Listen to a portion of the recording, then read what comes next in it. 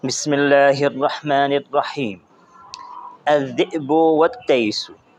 قيل إن ذئبا جاع ذات يوم جوعا شديدا ولم يجد ما يأكله، فخرج يطوف في الخلاء عله يجد حيوانا يفترسه، فما وجد أمامه إلا تيسا كبيرا له قرنان كويان.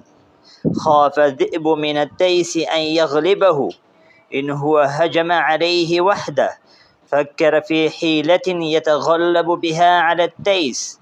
تنكر في لباس طبيب، حمل محفزة ووضع في عنقه سماعة وعلى عينيه نظارة، وقصد مكان التيس.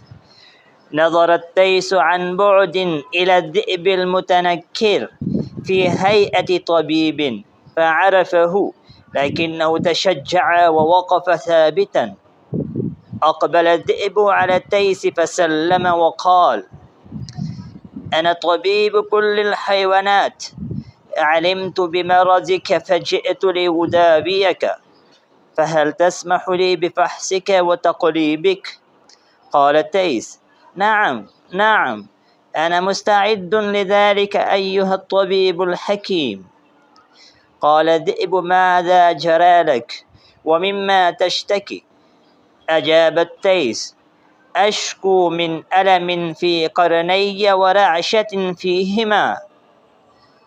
قال الذئب: ومنذ متى أحسست بهذا الألم وهذه الرعشة؟ قال التيس: منذ أسبوع تقريبا.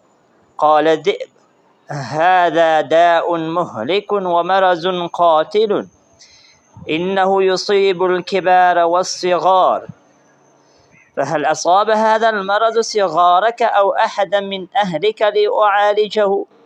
قال التيس: لقد أصابني هذا المرض وحدي ولا أعرف أحدا من عائلتي أصيب به. قال الذئب: حسنا، فلأبدأ بمعالجتك أنت، وسنرى. تقدم ذئب ليفحص قرني تيس، فنطحه تيس نطحة جعلته يفر مذعورا.